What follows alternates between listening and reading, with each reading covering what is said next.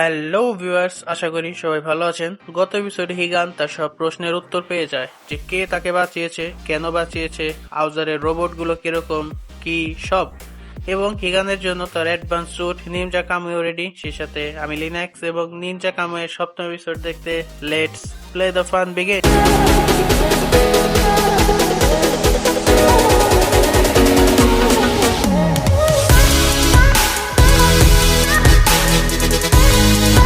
এপিসোডের শুরুতে আউজার সবাই হিগান ও তার কামুই স্যুটের ট্রায়াল দেখছিল এবং হিগান মানে নিমচা কামুই এমাকে বাঁচাতে এখন লিলের সামনে পুরো দস্তুর তৈরি। আর লিলও এতক্ষণে এরকম একজন অপোনেন্ট খুঁজছিল যাকে দেখলে মনে ভয় ধরে যায়।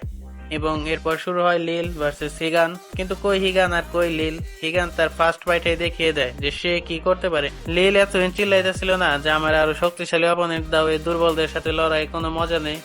এবার ঠেলা সামলা। লিল এখন হিগানের তলোয়ার আটকা। লিল বলতে থাকে, ও এটা কি তাহলে সত্যিকারের নিনজার ক্ষমতা?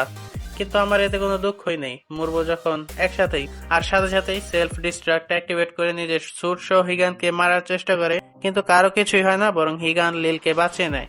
হিগান কে আর লিলকে এত সহজে মরতে দেবে? মানে লিলের মৃত্যু হবে ধীরে ধীরে ও যন্ত্রণাদায়ক। লিলকে মারার পর হিগান লিলের সুন্দর থোবরা আউজার হেডকোয়ার্টার পার্সেল করে দেয়। জোসেফের তো মাথা খারাপ। সে বলতে থাকে, বাহ, একজন নিনজা কত সুন্দর, নিজের প্রথম ট্রায়ালে এত সুন্দরভাবে একটা এক্সিকিউশন করলো। দিলি, আমরা কি ওর সাথে একটা সমঝোতায় বসতে পারি না? এরকম ডেটা কি আর কোথাও পাওয়া যাবে? হিগানের স্যুট মূলত তার ব্রেনের চিন্তা ভাবনার উপর। যত স্মুথলি হিগান স্যুটটিকে অর্ডার দিতে পারবে, তত স্মুথলি স্যুটটি কাজ করবে। এবং লিলের সাথে ফাইটে সেটার একটা নমুনা। আর এই কাণ্ড কারখানা দেখে ইয়ামাজি বিগ ডি সেখান থেকে চলে যায়। আপাতত এখন সবকিছু নিয়ন্ত্রণে, কিন্তু আউজা আবার স্ট্রাইক করবে এবং তা শীঘ্র। ইয়ামাজি এবার হিগানকে সিরিয়াসলি নিয়ে নেয় এবং জাইকে আদেশ দেয় হিগানকে তার কাজের পরিণতি বুঝিয়ে দেওয়ার। হিগান এমাকে তার ও মারি সম্পর্কের ব্যাপারে জিজ্ঞেস করে যে তারা কিভাবে, কোথায়, কেমনে, কি এসব। এমা বলতে থাকে, মারি একভাবে আমার ত্রাণকর্তা এবং আজকে আমি যা তা সম্পূর্ণ মারির জন্য। পাস্টে মারি ও এমা তাদের এক মিশনে ছিল এবং এমা তখন এ লাইনে নতুন। তাদের মিশনে মারি তার প্রথম মেন্টর ছিল এবং তার চোখে মারি একজন প্রকৃত নিনজা টাইটেলের যোগ্য। সে সময় তিনজনের বেস্ট নিনজাদের মধ্যে তুমি, যাই, এর সাথে মারিও ছিল এবং সবাই বিশ্বাস করত এই তিনজনের কেউ একজন ভবিষ্যতে অর্গানাইজেশনকে লিড করবে। বেস্ট সিলেকশনের পরে তাদের আগের মাস্টার তাদেরকে নিনজার লক্ষ্য বলতে থাকে যে তারা জাপানের ভবিষ্যতের সামনে যেন তাদের ইমোশন, সেলফনেস যেন বাধা না হয়। এমা নিনজা থাকতে সবসময় হয় হাকো টাকো মাস্ক, না হলে অন্য কারো চেহারার মুখোশ করে থাকতো। এবং এর কারণ হলো ছোট থাকতেই এবার অ্যাক্সিডেন্টের জন্য তার চেহারা খুব বাজেভাবে নষ্ট হয়েছিল, এমনকি তার বাবা মা ও তাকে ছেড়ে চলে যায়। এবং এরপরে সে এই অর্গানাইজেশনে আসে। নিজের চেহারা যেন বাইরে প্রকাশিত না হয় সেজন্য এমা এরকম করে, কিন্তু মারির কাছে সে যা তাতেই তার সৌন্দর্য। আর এর মধ্যে মারি ও এমার বন্ডিং আরো শক্তিশালী হতে থাকে। এমনকি মারি নিজের সিক্রেট আর্ট সম্পর্কে এমাকে বলে যে সে কোনো কিছুকে এমন ভাবে উপস্থাপিত করতে পারবে যে দেখে মনে হবে যে সেটা মারা গেছে। এবং নিষেধ থাকা সত্ত্বেও মারি এমাকে এই টেকনিক শিখিয়ে দেয় যাতে ভবিষ্যতে কাজে লাগাতে পারে এবং পরে কাজে লেগেও যায়। এবং এর জন্যই হিগান আজকে এই জায়গায়। কিন্তু ভালো সময় কি আর সবসময় থাকে? ইয়ামাজি অর্গানাইজেশনের হেড হওয়ার পরেই তাদের নিনজা টেকনিক গুলো বাইরের মানুষ শিখতে থাকে।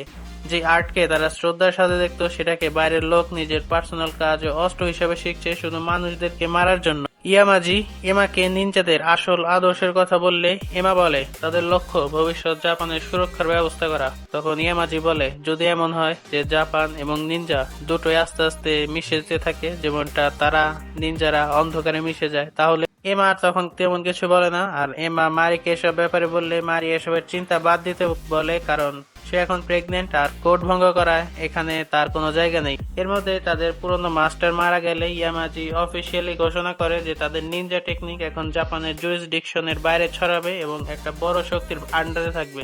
যারা এর বিরুদ্ধে যাবে তাদের এলিমিনেট করা হবে।